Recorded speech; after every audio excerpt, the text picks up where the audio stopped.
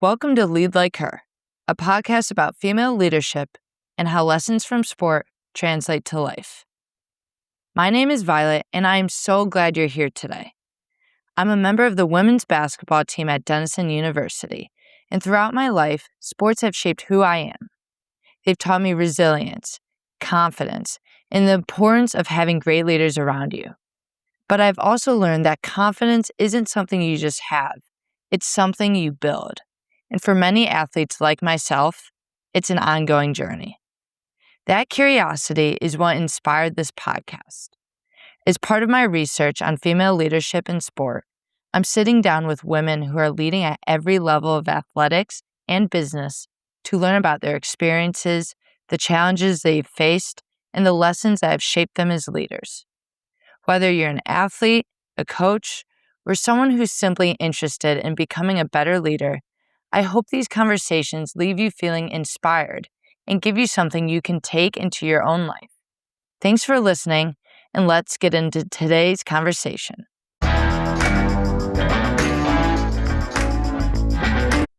Today, I'm excited to welcome Carter McCray to the show. Carter is a rising senior on the women's basketball team at Michigan State, but her college journey didn't start there. She started as a freshman playing at Northern Kentucky, then transferred to the University of Wisconsin-Madison her sophomore year, then again transferring to West Virginia, and now back at East Lansing playing for Michigan State. Her story is a reminder that growth isn't always a straight line. Along the way, she's faced major injuries, navigated multiple transfers, and experienced the evolving landscape of college athletics through the transfer portal and NIL. Through it all, though, she's continued to grow as both an athlete and a leader. In today's conversation, we talk about resilience, confidence, leadership, and what she's learned from every step of her journey. I know you'll take something away from her honesty, perspective, and willingness to share both the highs and the challenges. So let's jump into this conversation. Thank you so much, Carter, for being on the Lead Like Her podcast today. Super excited. Of course. Yeah, I appreciate it. Oh my gosh. No, I'm honored that you're on the podcast. Kind of just to start, can you tell me a bit about your basketball journey? Like, when did you realize that basketball could take you somewhere special? Yeah, so I've been playing for a pretty long time. I started playing when I was 5, but I was on and off with, injury. I had a couple knee surgeries, but really coming back and playing in high school, I believe, my junior year is when, AAU coaches started coming up to me, after games and being like, "Hey, do you play somewhere?" I'm like, "No, I don't." And they're, in shock. And then I ended up playing for Smack, and he came up to me after a game, or up to my dad after a game, and he wanted me to play for him. So I'm like, "Sure, yeah, I'll play."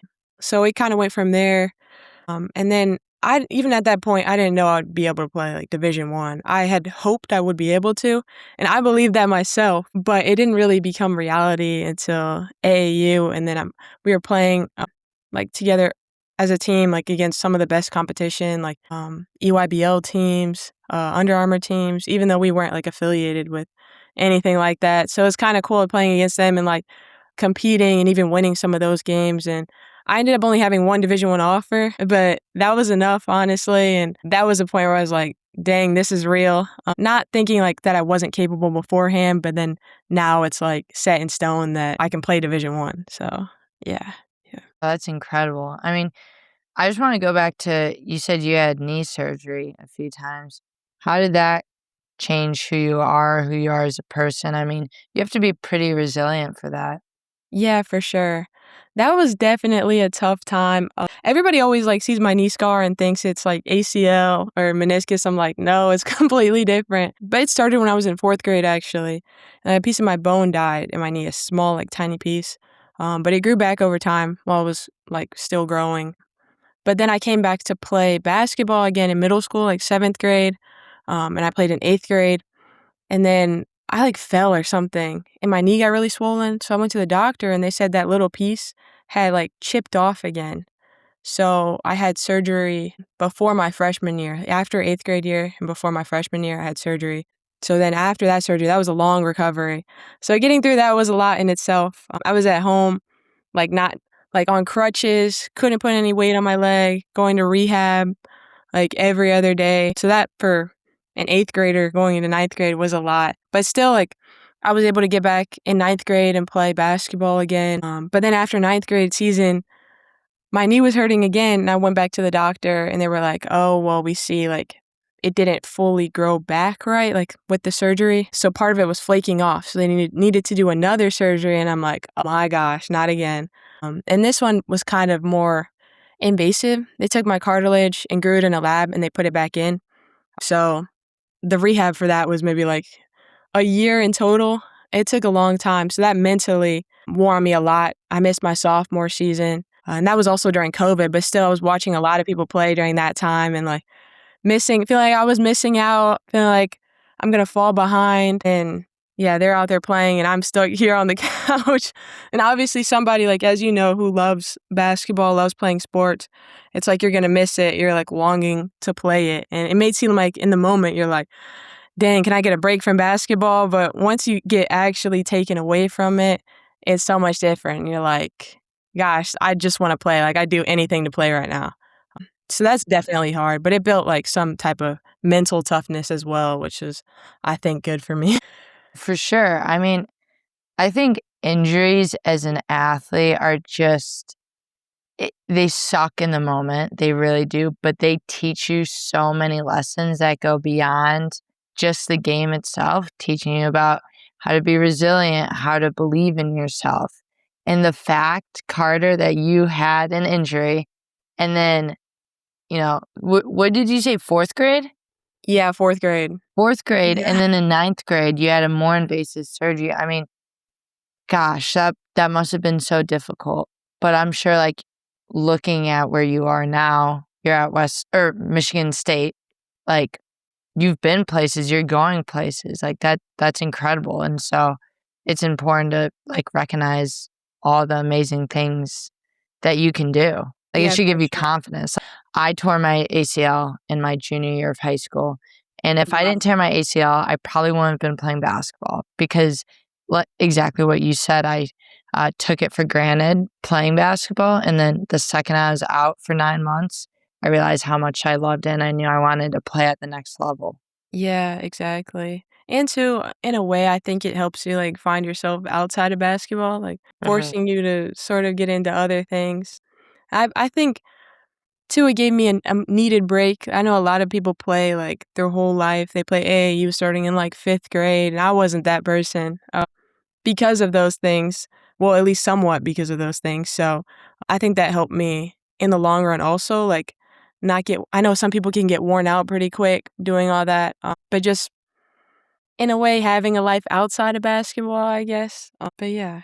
Yeah. How important is that for you right now? I mean, you're a Division I basketball player.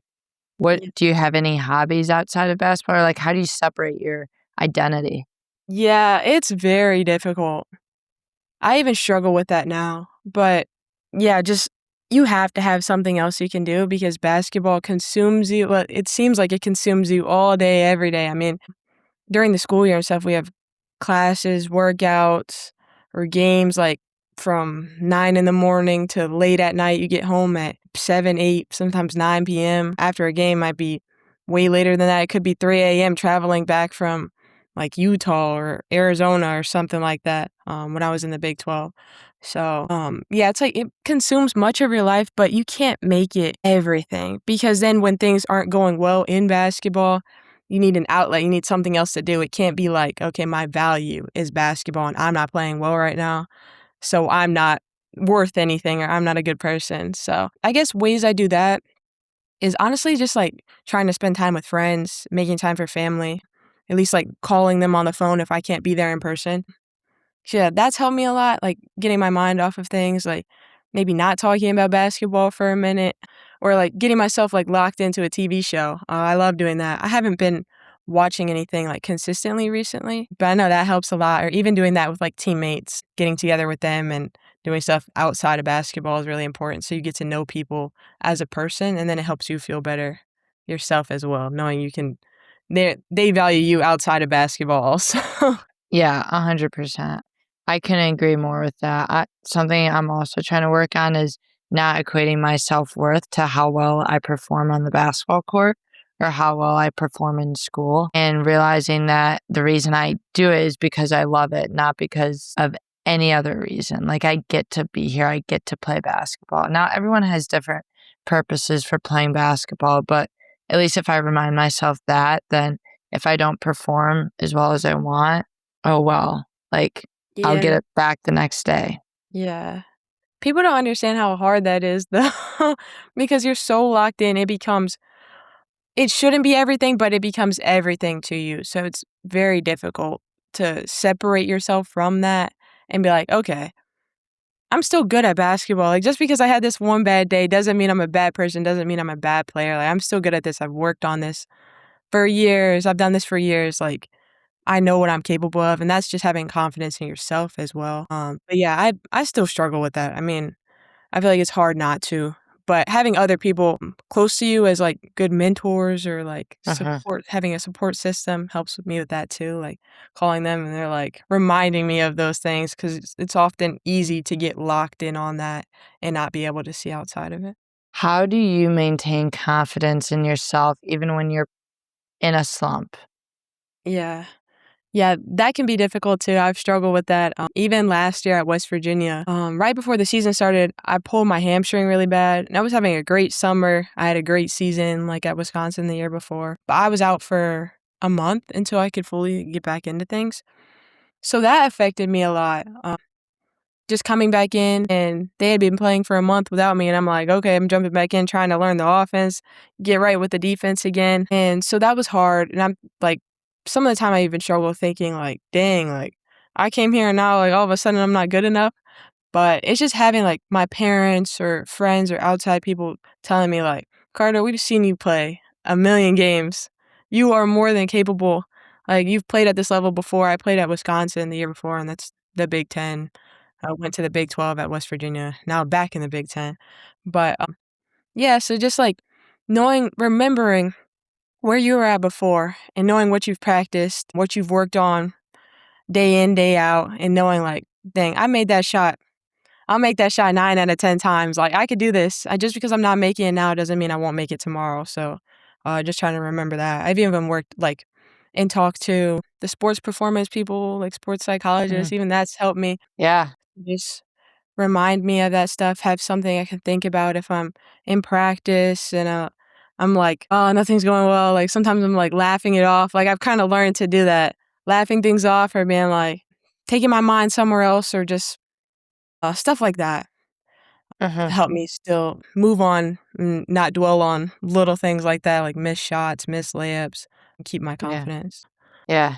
Yeah. So, as an athlete, and especially you're playing at the highest level, would you recommend seeing a sports psychologist? Like, to an athlete out there, whether they're in high school or college, do you think seeing a sports psychologist is helpful? Because for me personally, I've seen one before and I think they're very helpful. However, depending on the institution or the high school that you're at, it may not be talked about enough.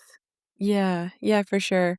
Yeah, and there can also be a stigma around it, like, "Oh, well, there's something wrong with me if I'm seeing a sports psychologist," and no, that's not the case. I think anyone would benefit from it. It's hard enough just with balancing sports. There doesn't even have to be anything wrong, like, you don't have to be, like, only, like, depressed people or anxious people go to sports psychologists, like, no, it's like anybody can. That doesn't mean, like, oh, you may not struggle with that too. It doesn't mean I don't struggle with that, but anyone can benefit from it just from, like, the little things like we talked about before, having life outside of basketball, not letting it consume you. I think it's really healthy because even when you're doing good, it's like, "Okay, yeah, I'm doing good now," but you might have one bad day, and it's like, "Dang, now I don't know what to do." If you have the sports psychologist and you guys have talked about things before, it's like, "Okay, now I'm prepared to deal with this," rather than, like, playing a catch-up game. Now I'm in this bad slump, where I'm just feeling awful about everything in myself, and now I'm going. I think it's better to just go up front and just be like, "This is it." So now you're prepared. You have a support system and people looking out for you. And I know a lot of schools, at least at this level, they have really good resources, so it's like, why not use them? I mean, it's free for us at least. I'm not sure about different levels, but still, it'd be helpful even in high school. I'd recommend that too Yeah, for anybody. I really 100%. only started going, like, last year consistently, but I definitely, like, realized the importance of it, and it just helped me a lot, so Yeah. No, I appreciate you saying that because I think if you want to get to the next level, if you want to become the best basketball player you can be or best athlete you can be, it's not just doing the physical stuff, it's doing the mental work too. So much visualization, mental prep, positive self talk. And we can get into that a little bit later. But truly, like the mental game is where you turn it up one yeah, level, you know? definitely. Yeah. So I'm curious, what's your training routine like today compared to when you were in high school? Yeah, it's so much different, honestly. In high school, if I'm being honest, it was pretty much like me just going to practice every day, like practicing with the team. And basketball wise, that was pretty much it.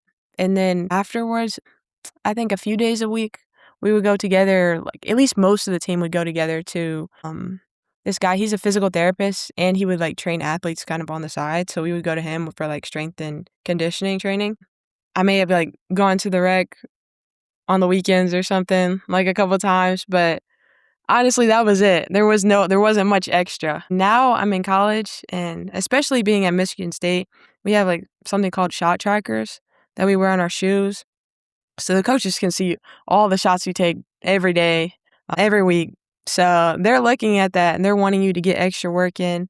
So now it's more like scheduling individual workouts as well as practice. So I might have a practice during the day and a lift, but then like I schedule an individual workout with a coach, or I come late at night to come like get extra shots in. So yeah, in that way it's changed a lot. A lot of like responsibility on me, I guess. More responsibility on myself of like getting better, doing what I could do on my own, scheduling sessions on my own. Because a lot of the time, it's like, at least now, they're not legally able to come to you and be like, hey, let's work out because we only have a certain amount of hours during the week where we can have like scheduled workouts. So it's kind of up to you to come in and ask and do your own extra work. I know that's hard in high school because not everybody has the access to things that we do here. We're very spoiled at Michigan State. Like the facility's open 24/7 and we can go in whenever. We have shooting guns and stuff like that. But yeah, doing anything you can do in high school, like on the weekends, or if you can get a friend and go up to the rec and shoot, or stay after practice for a few minutes and get up some extra free throws, like anything like that would help. But even just the free throws, honestly, is enough. Saying 10 minutes after practice to shoot extra. And in the grand scheme of things, it's like, what's 10 minutes? But it really does a lot in the long run. Yeah. No, I mean, I think you said it perfectly, kinda to amplify it. It doesn't mean staying after 30, 45 minutes after practice, but it's the consistency of doing something every single day to better yourself. And that's on you. Like, it's not your coach's responsibility, it's not your parents' responsibility. It's like, if you wanna become the best player that you can be, it's on you to put in that work. And it's nothing crazy, but the days stack. Yeah. And it'll show, and it's clearly shown for you. I mean, your freshman year, you were, like, number 1 in offensive rebounding in Division Yeah. 1. It's incredible, and I also think offensive rebounding is just insanely impressive because it's not defensive rebounding where it's easier. It's like, "Okay, she's a hustler. Carter can Yeah. hustle to get that board, and, like, she works hard," and that just shows grit right there. Yeah, that's what it is too, I think, like, even if you're not doing anything outside of practice, but, like, going hard in practice every day and doing those little things, some people kinda just, like the mindset is, like, making it through practice when it really should be like, "Okay, no, I'm gonna get better in this practice and give it my all." And some days, I even struggle with that, like, maybe having a hard day or just went through a long day of class, and I'm like, "Dang, I just wanna get this over with."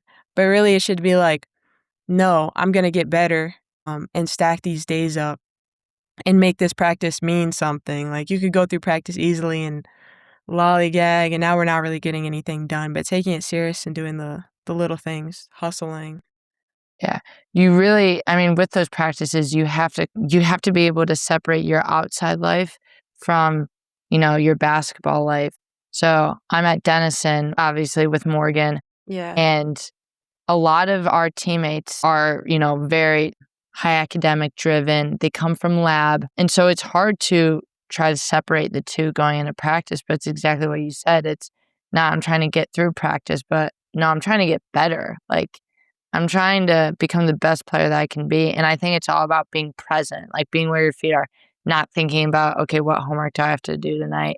Not thinking about what my roommate said 10 minutes ago or something, but Yeah. it's like being present. And it's hard. But I guess one of the things I do is I try to breathe, like focus on my breathing. I don't know. Do you do anything to stay present?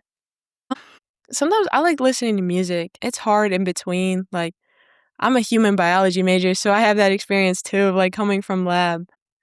So yeah, but like say on the drive from lab to the facility, like listening to music that gets me in a different mind state. But it's still hard though. I mean, I not nothing's gonna work for everybody. Everybody has their own little thing that they could do. But also too, I feel like your teammates help you get to into that like basketball mode or having fun. So that's really important too, those relationships with your teammates that help you like not just get through, but actually work and have fun doing it. So, Yeah. yeah. Yeah, no, 100%. You do stuff outside with your teammates all the time. Like, that's the same way with our team. I feel very fortunate to have my teammates be my family. And these are, the people that are going to be at my wedding someday. So I'm very grateful. Like, you get to put in the time, put in the work hard for each other, and then it pays off in the end. Yeah. And that's something too, because you don't get that everywhere where your teammates are like family. So Hmm. that's special. Yeah. So, question for you. You've been at, I guess this is your fourth school now. Yeah. What was it, the team? Was it the coaches? Was it NIL? What kind of triggered those transfers? Yeah. So my first year, I was at Northern Kentucky, and I kind of went into there with like the coaches thinking like, oh, I'm gonna be a project, like she's gonna be a project, and then I ended up coming in and led the team in points and rebounds. So I just was having a really good season, and I already had like thought like, okay, well, I guess I can go play somewhere at a higher level. And my teammates were cool and everything. It was just like the school. I didn't love the school. It was a small little school, like, and it was like more of like a commuter school where most of the students came in from wherever they live. Like people didn't stay on campus, so a lot of the time I would be there by myself, and I'm like, dang, there's nothing going on. So wanting to leave to play against better competition and then just have a better experience, I guess, like socially. And then our coach ended up like parting ways. I don't really know. I don't remember what it exactly was, but parting ways with the school because of drama also. So that was just a lot. And then I went to Wisconsin. I loved it there. I absolutely loved like the university, the facility, like my teammates. So like I had a great experience in the Big Ten. I was playing really well. But then our coach, like there was drama with our coach this time too, and then she resigned. So then I'm like, well, I guess I'll hop in the portal again, and rather than like stay here and they decide like my outcome, I'd rather get in the portal and have the option to explore everything. So I ended up at West Virginia, and West Virginia was a completely different experience. Like this, I was finally on a team that was like really competitive. Not that the other schools like we weren't competitive, but we were like winning at West Virginia. So that was really fun. The team was great. The summer before like season started was probably the most fun I've ever had in a summer. We got along so well. But yeah, then it was like some things kind of happened there where I just felt like I wasn't going to have the best opportunity that I would for my last year of school and like playing and everything. And obviously, like your senior year, it's like, okay, this is big. My last year, I want to go out with a bang. So it was very unfortunate. Like I wanted to stay. Like I made great relationships. I mean, only like two of the players that I played with ended up returning. So they got a lot of transfers. But I still like made a home there, like, I met my boyfriend there, so it was like I wanted to stay. And then, like, I was planning on staying, then I just jumped in the portal kinda late and ended up at Michigan State where I thought, they really believed in me, and they had seen me play against them at Wisconsin, and they were like, "You're who we want." So, went there and excited to have a good season. But Yeah. yeah, a long story, a long road for sure. I mean, you've got to be adaptable, right? Yeah. Like I love that you don't settle. Like Yeah. you want what's best for you. And that's really inspiring because, you could have stayed at West Virginia, but like obviously I don't know the behind the scenes stuff, but like again, you're making the decision that's best for you. Yeah, yeah, and I've, like, grown up, like, with change and parents moving around and stuff, so I think that kind of helped too with me not being scared to leave. I know a lot of people struggle with that, with change and moving different places, but yeah, I've found myself to be very adaptable, and it's like, I know I'll make friends wherever I go, and I'll still keep, like, some of those relationships from where I was at the previous years. But I think as a whole, it's really made me kind of, I won't say, like, grow up fast, but kind of at the same time, like, just being on my own, moving away from home, like, I was at Wisconsin, like, 7.5 hours away from home, barely came back.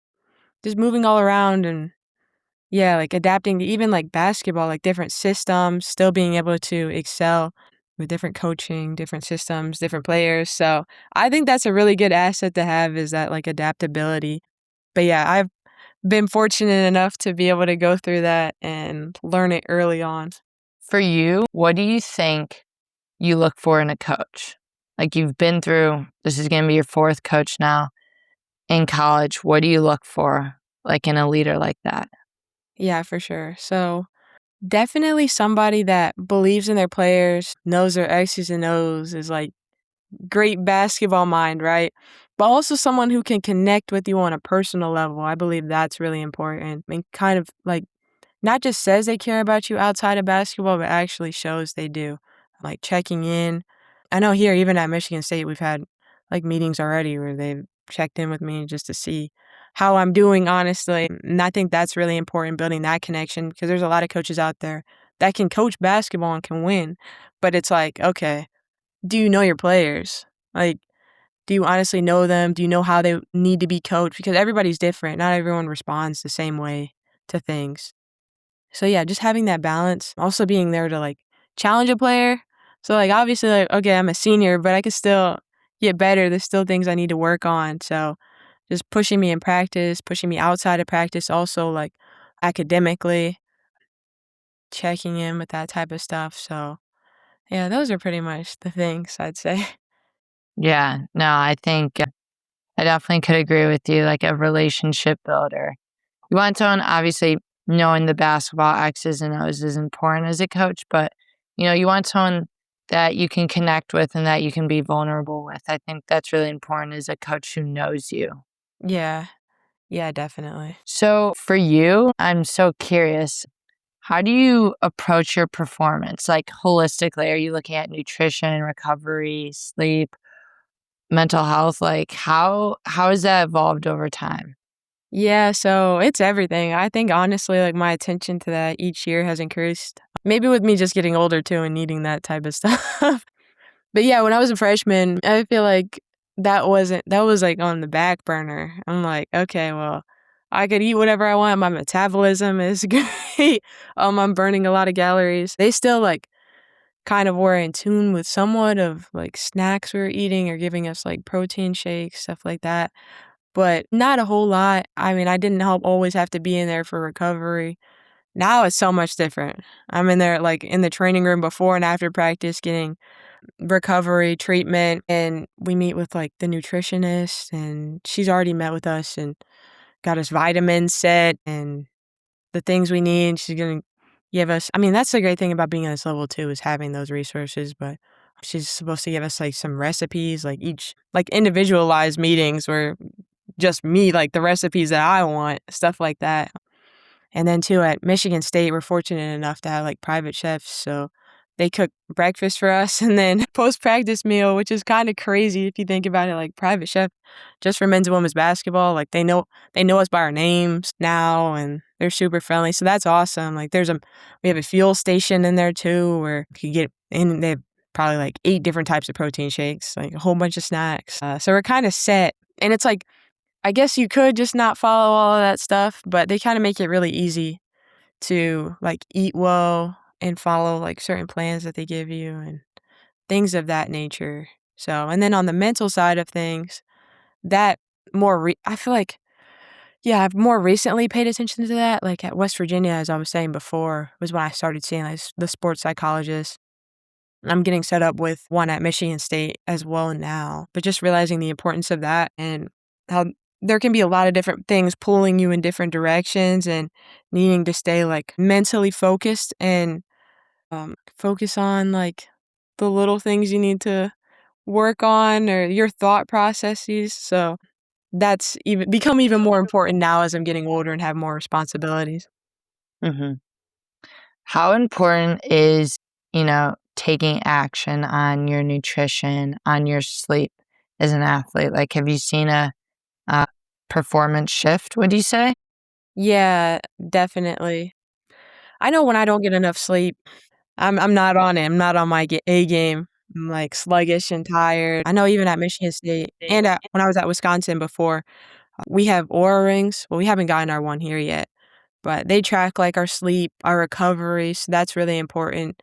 Seeing, like, your readiness score, like, it's seeing, like, basically how much sleep you got, how ready you are for the day, what to expect based on your sleep. Like, okay, you might feel this way because you didn't get enough sleep, or your sleep just, I don't know, you didn't have enough REM sleep or whatever it is like that. It gets into, like, the nitty-gritty details. But I know, like, sleep is definitely important. Like, you can't be a high-level athlete running off of 4 hours of sleep. You need an adequate amount of sleep, and then nutrition is definitely important. It's like fueling your body. I know even, like, they have to emphasize that to us now still to some people, like making sure you eat before workouts, hydrate. I struggle with hydration. I know that for sure. Not drinking enough water or electrolytes. Even electrolytes for me recently, like, noticing that I cramp up often, like, during games and stuff, so just getting that set with the nutritionist and everything too, it's definitely important.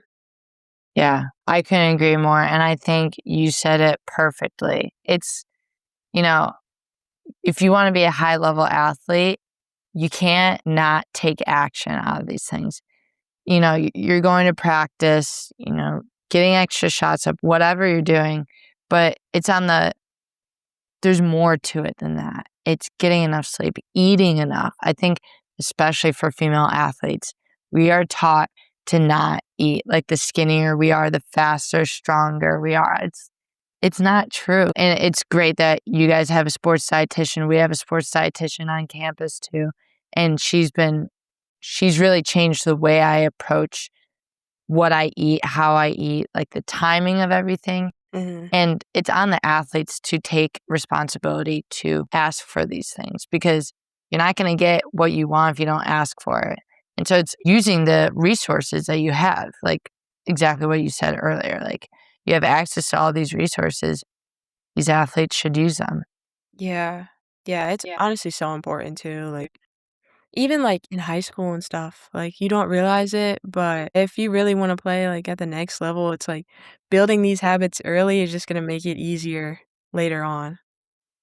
Now, how about lifting? I know you said you saw the physical therapist in high school. What would you say to, let's say a high school athlete or college athlete who's kind of on the fence about lifting, or they don't lift a ton?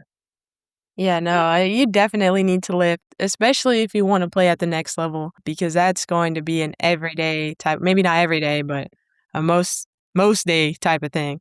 Starting that early is very important. I know a lot of women especially are like, "Oh, I don't wanna lift because, like, my arms are gonna get big or something," when no, that doesn't have to be the case, and no, I mean, shoot, I'm stronger. My arms aren't very skinny, like, at all, but that's just a part of being an athlete, and there's nothing wrong with it, like, so, yeah, and it's definitely going to be important in college, like, that's gonna give you the advantage. I think that's what gave me an advantage is I'm a post player, and I'm listed at 6'1", really like 6 foot, and my strength gives me that advantage when I'm playing against girls that are 6'4", 6'5".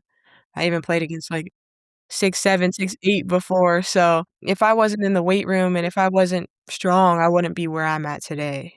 It's a big difference maker, and you don't have to go crazy with it. Definitely be then I'd recommend being safe, going to some type of professional, especially if you haven't lifted before. Maybe working with a group and lifting together and learning technique, because that's also important in preventing injury. You also don't wanna go crazy lifting, and then you get hurt too. But yeah, baby steps, but definitely getting into lifting. So, throughout your transitions at being at different schools, my coaches have said this before, like peer-led accountability is the best form, or like peer-led coaching is the best form of coaching because you have a buy-in factor.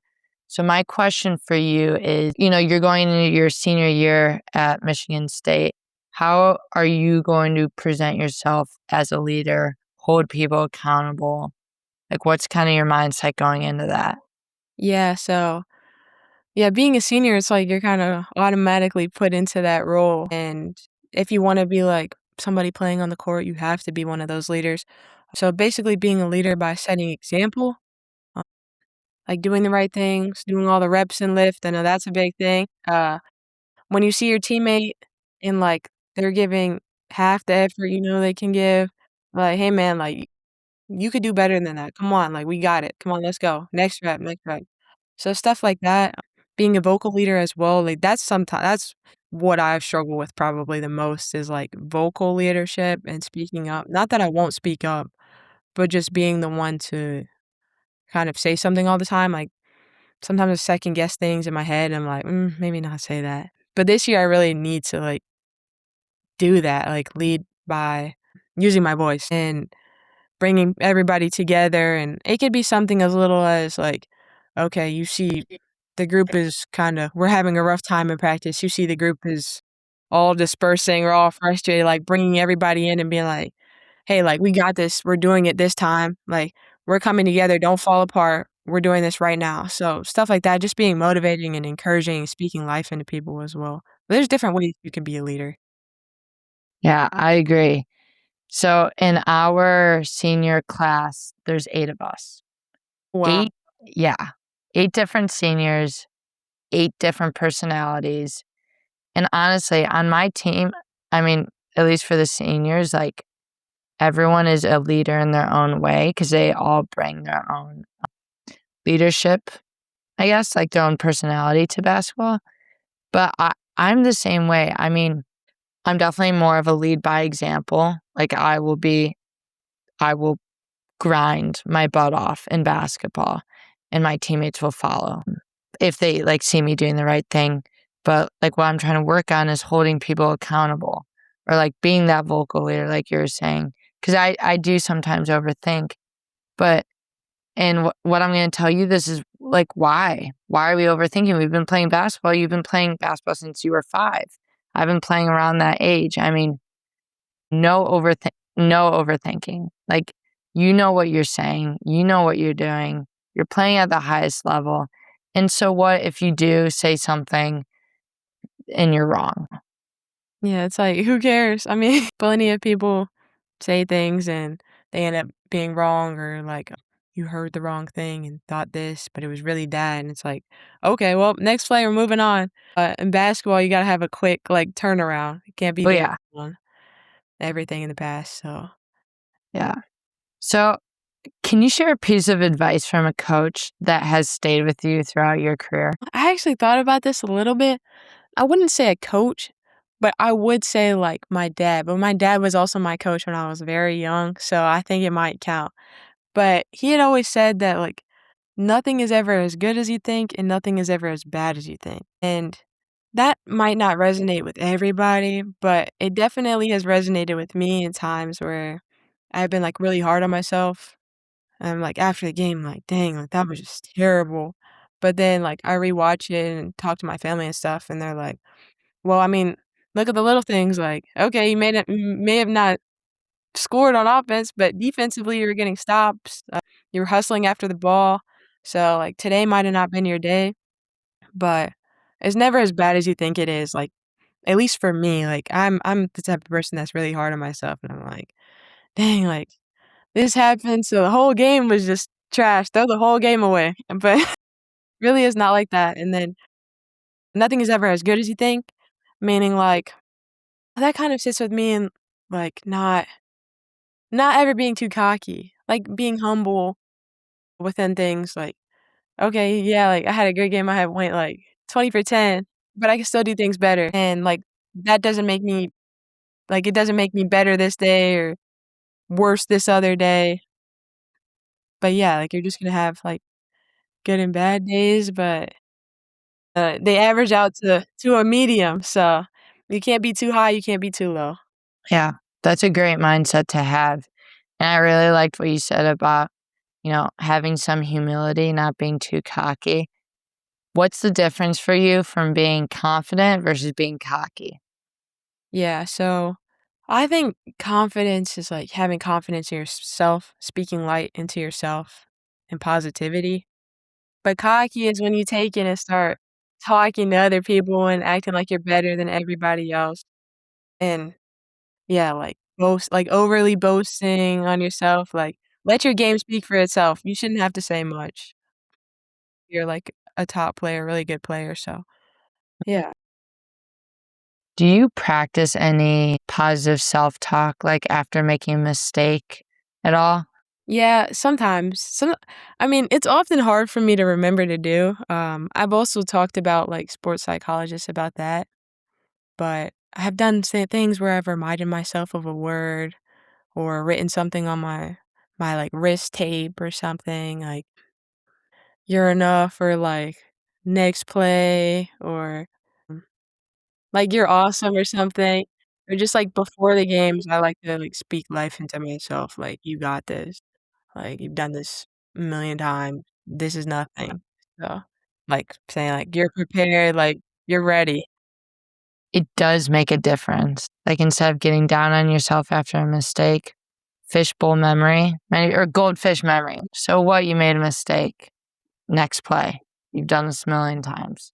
So if you could go back and give your younger self one piece of advice before starting your college basketball career, what would it be? I think it would be to enjoy the moment. Yeah, like, being where your feet are at, like you said before, not thinking too much into the future, worrying about things to come, and being where you are now and focusing on being your best self, not comparing yourself to other people, because that honestly is, like, the worst thing you can do is comparison. Or thinking too far ahead, like, "Oh, I need to be here. I'm not here, so I can't do this." No, it's like, worry about where you are right now and how you can be your best self. Comparison is the thief of joy. Yes, that's honestly the truth.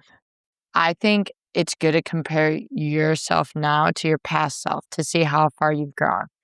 When I think it's detrimental is when you're comparing your results to someone else. Yeah, for sure, definitely. Because everybody like, you don't even know what the next person is going through. Like, you could be thinking, like, they have it so great, like, "I wish I was them."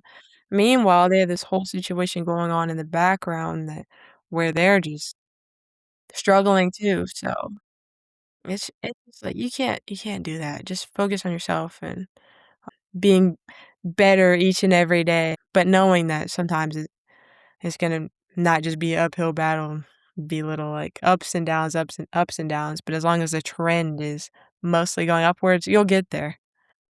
So as a D1 athlete, the transfer portal is very well known. What's it like, being in this environment with constantly like a lot of people do enter the transfer portal.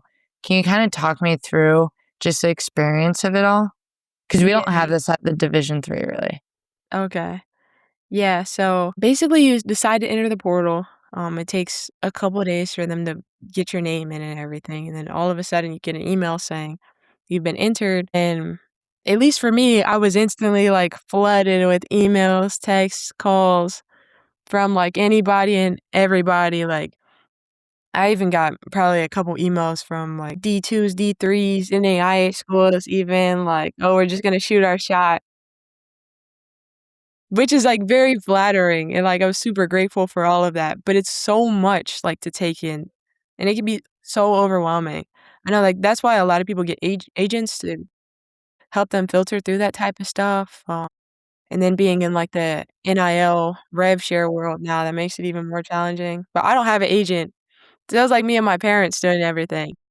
But, yeah, that can be overwhelming, and then you talk to them, they talk to you. Sometimes schools will stop talking to you randomly, not say anything, just not respond, but the schools that really want you are gonna, like, press you day in and day out every day, like, the assistant coaches, the head coaches just start talking to you, texting you. They may have you get on a Zoom call. I really like the Zoom call process because then they would, like, present everything of the school and kind of convince you to come visit, and then you would decide. At least this is my experience. I decided after that which schools I wanted to go visit, and they would pay for me and my parents to fly out. It was super quick. Like, you get there, as soon as you land, you're doing stuff. They got you seeing campus and talking to people already. And then, yeah, after you go on the visit you wanna go on, you can commit. Even when I was in the transfer portal before I committed to West Virginia, that was my 2nd visit I had gone on, no, that was my 3rd visit I had gone on, and I had one scheduled afterwards too, but I decided to commit on my visit to West Virginia, so I just canceled the visit after, which is also a thing. Like, they buy the plane tickets and everything. A lot of recruits will end up, like, canceling, and hopefully they bought it refundable, but that's a big thing also. I wouldn't even thought about that. Yeah, it's changing every day, like, they could be talking to you one day, but really in their head, like, they have people before you that they want. So if they get those people to come visit, then it's like, "Okay, well, now they're gonna stop talking to me because they got those people to visit, and they're probably gonna commit." So, it's a lot there's a lot that goes into it, honestly, and it's also a race to commit because they're recruiting people at the same time. You don't wanna lose your spot. It's a lot, honestly. It sounds like a lot. It Yeah, does. and it's all during, like, the school year still. Like, the portal opened the beginning of April, I believe, this year, and that's still, like, during the school year, like, some of the most important times, like finals and everything, so that's difficult too to be, like, traveling across country. So, yeah, it sounds very difficult. You have to balance so much. Yeah, yeah. What has been your experience like with NIL? Yeah, so that's crazy because I started from nothing and, like, not really knowing anything about it, like, at Northern Kentucky, I didn't get anything. Well, I got, like at the Division I level, they give you, like, a stipend, like, cost of attendance, they call it, I believe, where it's, like, to pay for you to live. When I was a freshman in the dorms, it was like, okay, most of it would go to them paying for my dorm, and then I would get maybe, like, $300 a month to, like, live off of, which isn't a lot, but it's something. And then, like, once you moved off campus, they would give you a larger amount so you could pay for rent, and then, like, whatever else you needed, food, gas. So that was nice in itself. I was grateful for that. And then I transferred and went to Wisconsin, and then was introduced to it more. But that was just kind of the beginning, like, when I got into college, it was kind of like the start maybe, like, a couple years before I got to school was the start of it, but it's just blown up, and now it's like I don't know, people feel a lot of different ways about it. I think it's good that athletes get a portion of their revenue coming in for sure because, I mean, we're doing a lot of the work. But, yeah, now it's become crazy, especially in the portal with people even leaving schools because they feel like they're not getting adequately paid enough. Which that hasn't, like, necessarily been the case for me, but I know that's been a big thing for a lot of people too, which has probably contributed to the amount of people in the portal also. So, 'cause it's seeming like there's more and more people every Yeah. Yeah. No, I was just curious about the NIL part. So, what are your goals after Michigan State? And what does success look like for you beyond basketball? Yeah, so goals after Michigan State, I plan on playing professional basketball somewhere. Whether it's like the WNBA or a league over here, I know this year they started a couple leagues that are, like, outside of the WNBA. to kinda, like, develop players to go to the WNBA, so that's a possibility, or playing somewhere overseas, I'm open to that also. But I at least wanna try it out for a season. It's like, when am I ever gonna get to this again? I'm never gonna be in this good of shape, so I might as well use it now. But then outside of that, I'm a human bio major, and honestly, my plan was to go to optometry school to be an eye doctor, but now I'm unsure. Like, after moving so much, it's hard for me to, like, mentally think about myself locking into a school and staying in the same place for 4 years of near school, so we'll see, maybe I'll still end up doing that, but I'm kind of exploring my options right now, which is kind of scary as a senior. It's good to have options. I mean, playing overseas, playing professionally, I mean, whatever you do, you're going to do great things. I mean, you have a great mindset and you lead with so much confidence. So don't forget that, you know. You'll do Thank great things no matter what. What's one leadership lesson you wish every young woman could learn early? One leadership lesson. I would say just the fact that you don't have to be a vocal leader, that you can lead in many different ways, and just because someone may be, like, more talkative than you or louder than you doesn't mean that they're the ultimate leader and you can't be a leader, so I think I had thought that before when I was younger, like, was I've always been, like, quieter, not, like, the loudest one in the room, but then I've found and people have told me that I'm a leader, like, just by my example and by, like, work ethic or even outside of basketball, like, school, academics, or just the way you are as a person, like, people can even look up to that just by the way you treat people. I really respect that. I mean, I couldn't agree more. There's so many different ways to be a leader and you know, whether you're quieter, whether you're louder, use what you have to your advantage and find your strengths. Yeah, yeah, for sure. Well, Carter, thank you so much for taking the time to be on the Lead Like Her podcast today. Yeah, of course.